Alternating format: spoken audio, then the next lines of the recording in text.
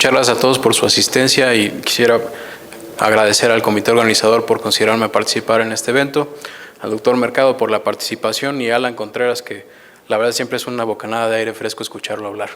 Y yo creo que con madurez e inteligencia todos estos datos que presenta a nivel internacional vamos a poderlos acoplarlos a nuestra realidad en México. Yo lo que les vengo a platicar es acerca de colangiocarcinoma periliar, que frecuentemente lo van a encontrar en la literatura como tumor de Klatskin, que es un patólogo a todo dar que tiene una base de fotos impresionantes, o colangiocarcinoma iliar, pero el término más adecuado es periliar por la afectación tanto de las ramas del conducto hepático común como de las ramas de primer orden. Vamos a platicar acerca de estos temas y la verdad es que muy puntualmente para poder llegar a trasplantes y no pasarme del tiempo. En cuanto a generalidades, los colangiocarcinomas son tumores epiteliales malignos que tienen diferenciación hacia células epiteliales biliares y que pueden originarse de cualquier parte del árbol biliar. Cuando se originan en la parte más distal del conducto biliar, en el tercio distal se llaman colangiocarcinomas distales, que esos hasta con un Whipple los quitan. Cuando se originan en el tercio medio por arriba del duodeno y por abajo del conducto cístico se conocen como colangiocarcinomas de tercio medio, por arriba del cístico y hasta las ramas de segundo orden de los conductos biliares se conocen como periliares y más allá de las ramas de segundo orden se conocen como intrahepáticos. Ahora hay una diferenciación en los intrahepáticos de si tienen una diferenciación mucinosa o no en base a la madurez del conducto biliar del que fueron originados y eso es una división que acaba de aparecer en el consenso de colangiocarcinoma intrahepático, pero ese, igual que el trasplante para colangio intrahepático, es tema para otro día. El colangiocarcinoma periliar es la forma más común de colangiocarcinoma, el 95% son adenocarcinomas mucinosos. Cada que presento esto me acuerdo del doctor Albores que siempre nos decía que los colangiocarcinomas no existen, que son una aglomeración de variantes histológicas de tumores malignos de la vía biliar, pero 95% son adenocarcinomas mucinosos. El tumor está caracterizado por una muy pobre definición por estudios de imagen. En realidad lo que se observa es más la estenosis del conducto biliar y la reacción desmoplásica alrededor del tumor en el 70% de los casos. En general tienen mal pronóstico y la diferencia más significativa en cuanto al pronóstico de los pacientes es la capacidad de ser resecados. Si un paciente es resecado con márgenes negativos y ganglios negativos, su oportunidad de supervivencia a 5 años es del 40 al 50%. Si es resecado con bordes microscópicamente positivos, su probabilidad de supervivencia a 5 años es alrededor del 20%. Y si es resecado con ganglios positivos, su probabilidad de supervivencia a 5 años es del 9%. En comparación con la supervivencia en pacientes con tumores irresecables, independientemente de si sea por ganglios a distancia o por enfermedad metastásica, la probabilidad de supervivencia es del 0%. Entonces de aquí la importancia de reconocer qué tumores se pueden resecar y para los pacientes que tienen tumores tempranos e irresecables, qué pacientes se pueden trasplantar. Los factores de riesgo son múltiples, el 95% de los pacientes con colangiocarcinoma no tienen ningún factor de riesgo identificable en el mundo y en vez de entrar en detalles de todos los diferentes descritos en el mundo, les voy a platicar acerca de la colangitis esclerosante primaria, que de nuestro lado del mundo es por mucho el factor de riesgo más importante. El colangiocarcinoma periliar originado en colangitis esclerosante se parece, pero no es lo mismo al colangiocarcinoma de novo. Son como dos gatitos que ven en la foto. La verdad es que se parecen, pero no son lo mismo. Los pacientes con colangiocarcinoma de novo tienen hígado sano y el problema que tienen es la obstrucción biliar y la invasión vascular que presentan. Mientras que los pacientes con colangitis esclerosante tienen una patología primaria de hígado que además les ocasiona un defecto de campo en el que pueden tener tumores en múltiples sitios. Entonces no son lo mismo y no se tratan igual, las complicaciones tampoco son las mismas. Los pacientes con colangiocarcinoma de novo que incluimos en el protocolo de trasplante de colangio en la clínica Mayo tienen lesiones inducidas por la quimioterapia y eso es lo que les ocasiona algunas de las complicaciones de difusión hepatocelular. En cambio, los pacientes con colangitis esclerosante tienen, además de esos problemas, el riesgo de desarrollar carcinomas hepatocelulares asociados además del colangiocarcinoma. Entonces, aunque las dos enfermedades están aglomeradas bajo el mismo nombre, en realidad no son iguales y siempre se hace una distinción en los resultados en el programa. El riesgo basal de la población general de colangiocarcinoma es 1 por 100,000 por año. A mí me enseñaron de chiquito que la tierra es de quien la trabaja y donde yo estoy en Chihuahua somos como 3 millones de habitantes y entonces vamos a ver como 30 de estos al año y bueno, llevamos 5, así que yo creo que sí se va a cumplir la estadística. No hay un escrutinio recomendado. excepto en pacientes que tienen enfermedad sintomática por obstrucción biliar, esos son los que se estudian. En comparación, los pacientes con colangitis esclerosante primaria tienen un riesgo de 160 a 400 veces más alta que la población general de desarrollo de la enfermedad y tienen un escrutinio continuo. A 10 años, el 11% de los pacientes va a desarrollar colangiocarcinoma. La mitad de todos los pacientes que van a desarrollar el tumor lo desarrollan 2 años dentro del diagnóstico de la colangitis esclerosante primaria. El principal problema es que la principal razón que desencadena el hacer más estudios es la presencia de una estenosis dominante y la mitad de los pacientes durante su evolución va a desarrollar una estenosis dominante y solamente 11% va a tener la enfermedad. De ahí que la imagen no sea suficiente para el diagnóstico y que tengamos que hacer una serie de estudios complementarios. Cada 3 a 6 meses todos estos pacientes se someten a pruebas de funcionamiento hepático, sea 19-9 anual y que se repite en caso de que haya elevación de bilirrubinas. Y una colangioresonancia en pacientes que no han tenido intervención previa de la vía biliar. Los pacientes que han tenido intervención previa de la vía biliar, yo siempre les recomiendo que le hagan una colangioresonancia con un contraste hepatoespecífico como el EOVIST, que acá se llama PRIMOVIST, porque el contraste en la colangioresonancia en realidad lo que vemos es el agua y cuando el paciente tiene neumobilia, entonces ya no estamos viendo en realidad el contenido de la vía biliar y estamos viendo una serie de imágenes que son difíciles de interpretar. Se realiza un estudio invasivo en caso de que el paciente desarrolle ictericia de nuevo inicio, tenga una elevación del CA19-9 o que tenga una estenosis dominante nueva que se define en las guías de la AASLD del 2015 como una estenosis de un diámetro de menos de 1.5 milímetros en el conducto hepático común o menos de 1 milímetro en los conductos de segundo orden.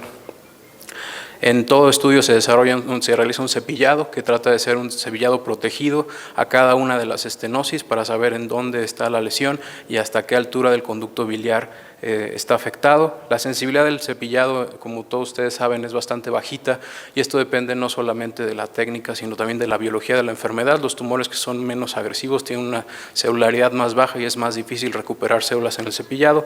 Por esto es que se realiza como un complemento la hibridación in situ con fluorescencia, en la que se estudia una sonda que originalmente fue diseñada para el cáncer de vejiga, pero que se aplica con bastante éxito en estos tumores. Ya hay una sonda hepatobiliar específica, pero estudia cromosomas y genes diferentes.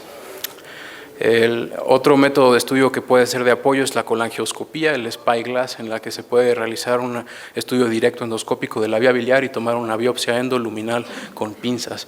A toda costa, en los pacientes que se consideran candidatos para trasplante hay que tratar de evitar hacer biopsias transperitoneales porque las biopsias diagnósticas y positivas se asocian a un riesgo muy alto de diseminación transcelómica post-trasplante. UNOS, que es el equivalente primer mundo de nuestro Senatra, ha adoptado los criterios de la Clínica Mayo para el diagnóstico de colangiocarcinoma y la inclusión en el sistema de puntos de excepción de MELT y considera que un paciente que tiene una biopsia positiva transluminal o una citología positiva tiene el diagnóstico y se le pueden ofrecer puntos de excepción si cumple los demás criterios. O si no, el paciente no tiene un diagnóstico histológico confirmado, si tiene una estenosis de aspecto maligno con citología sospechosa asociada a una de las siguientes tres: una masa en el sitio de la estenosis, un antígeno CA19-9 mayor de 100, particularmente después de tener descompresión de la vía biliar, o que tenga polisomía multifocal o mutación del gen P16 por hibridación in situ. La estratificación, no voy a entrar en muchos detalles, pero el mensaje importante es que la forma más fácil de clasificar la enfermedad es en enfermedad temprana, que es en la que nos vamos a concentrar hoy, que es un T in situ a T2, N0, M0, pacientes con tumores localmente avanzados que podrían ser candidatos a resección, pero no son candidatos a trasplante, y pacientes con enfermedad metastásica, que no son candidatos a ninguna de las dos cosas.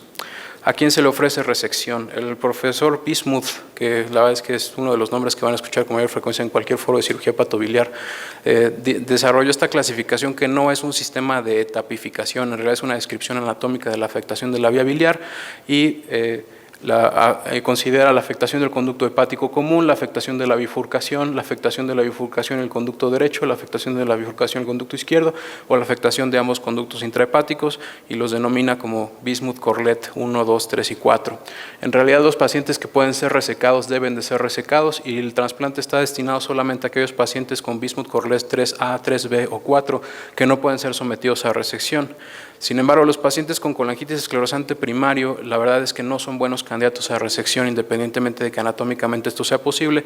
En realidad, los reportes de resección han sido bastante infrecuentes. Los pacientes generalmente entran ya con una función hepática deteriorada, tienen un defecto de campo que los predispone a un riesgo alto de multifocalidad, y además los resultados han sido malos. La serie más grande es de 4 pacientes, de los cuales solo 3 son periliares y uno sobrevivió a 3 años. Hay casos reportados esporádicos en la literatura, pero no hay nada bien organizado, y lo más adecuado desde el punto de vista ético y científico es ofrecerles trasplante de entrada a los pacientes con colangiocarcinoma y colangitis esclerosante primaria. El Hospital del Memorial Sloan Kettering, donde el doctor Domínguez entrenó, han propuesto los criterios de resecabilidad que la verdad es que la mayoría de la gente utiliza, pero los utiliza solo cuando les conviene, porque un paciente puede tener extensión ductal segmentaria bilateral y aún así ser resecable, o tener extensión unilateral con involucro vascular contralateral y ser resecable en caso de que se pueda reconstruir, o tener atrofia unilateral con alguna de las anteriores y de todos modos ser candidato a resección. Entonces estos son criterios que son bastante laxos, bastante viejitos. Alguien que tiene 16 años yo creo que ya sabe más de internet y computadoras que yo. Así que en realidad esos criterios se respetan y se escuchan y se presentan, pero en realidad se personaliza mucho la capacidad de resección de un paciente. A cualquier paciente que haya tenido violación del plano, ya sea por biopsia o por cirugía, no es candidato a trasplante. Un paciente que ya inició la vía de trasplante con radioterapia no puede regresar a la vía de resección, es decir, cuando decides trasplantar a un paciente te comprometes con la vía del trasplante. Un paciente que tiene ganglios positivos no se puede trasplantar, pero si tiene una resección puede ofrecerse una supervivencia de 9% a 5 años. Entonces, a manera de resumen, más o menos el 80% de los casos de colangiocarcinoma periliar que no tienen ganglios ni metástasis podría ofrecérseles resección si son resecables, o trasplantes si son resecables más o menos al 20%.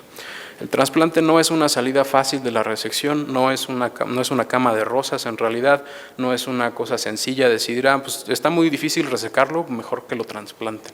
En realidad, si el trasplante para colangio fuera una cama, se parecería más a esta, y es que los radiooncólogos nos hacen la vida fácil y nos convierten la cama en piedra, porque primero le dan la torre al hígado con una dosis de radiación básicamente tóxica de 6.000 centigrados, y después nos dan una fibrosis en el hilio hepático bastante significativa que hace la disección muy difícil. El trasplante hepático es una herramienta oncológica muy importante porque realiza una hepatectomía total, que es la resección más radical que se le puede ofrecer a estos pacientes, pero se necesita un injerto.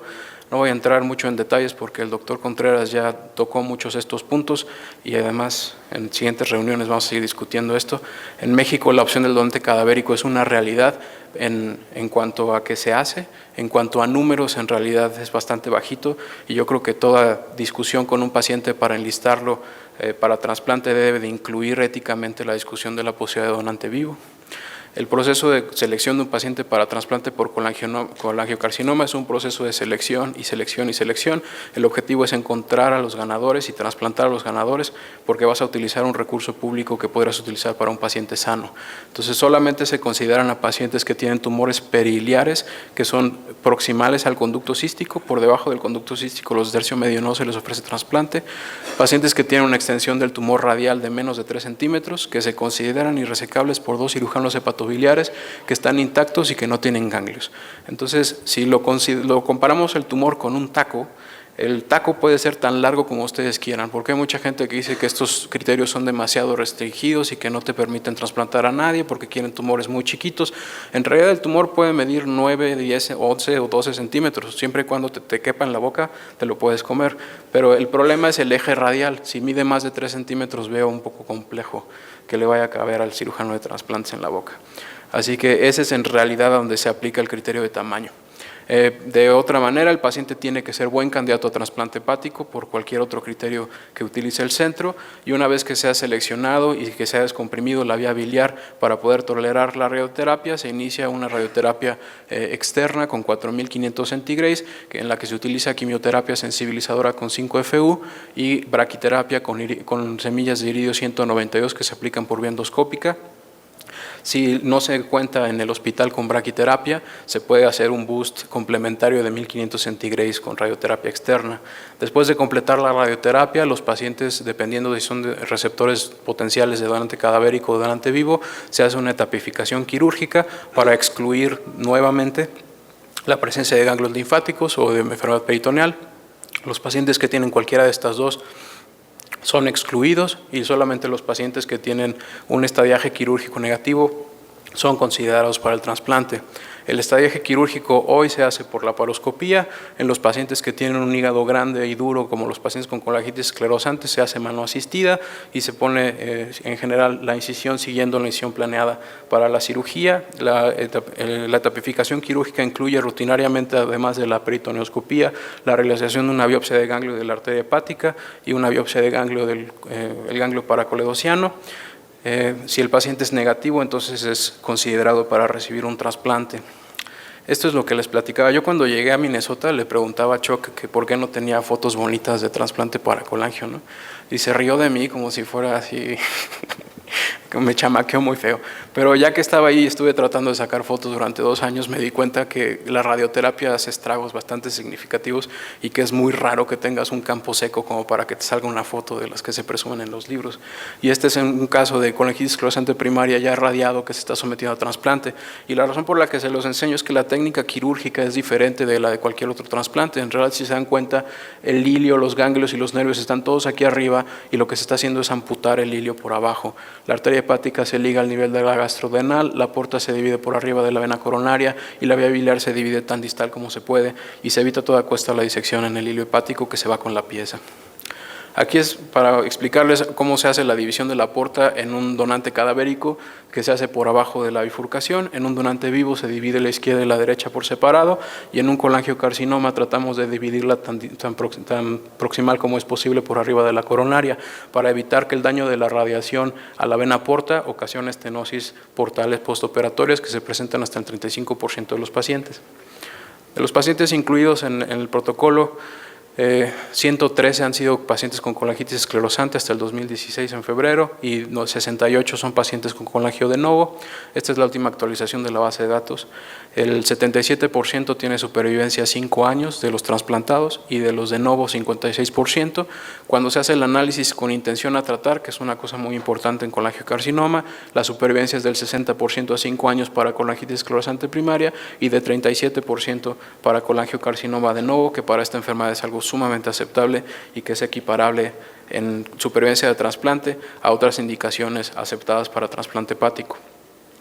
Cuando se compara resección contra trasplante, ha habido artículos que han sido confusos en el pasado, y es que en realidad cuando se analiza todos los pacientes trasplantados y todos los pacientes resecados, la supervivencia de los pacientes trasplantados es consistentemente mejor.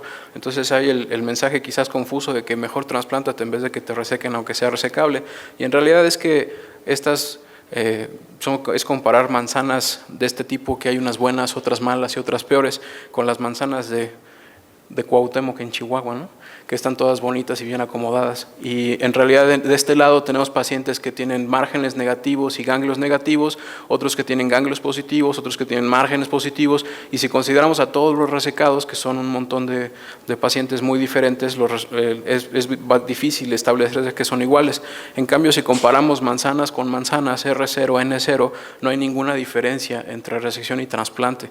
Por eso todo paciente resecable tiene que ofrecerse la resección, y el paciente irresecable que no tenga ganglios positivos y que sea buen candidato a trasplante se le debe de ofrecer esta opción terapéutica. A manera de conclusión, el trasplante hepático es nada más otra forma de resección R0 para colangiocarcinoma. Está indicado en tumores irresecables.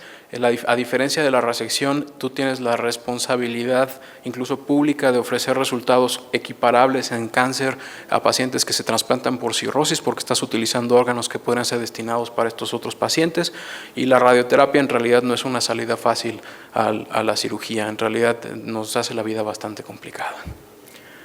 Muchas gracias por la invitación de nuevo y muchas gracias por su atención.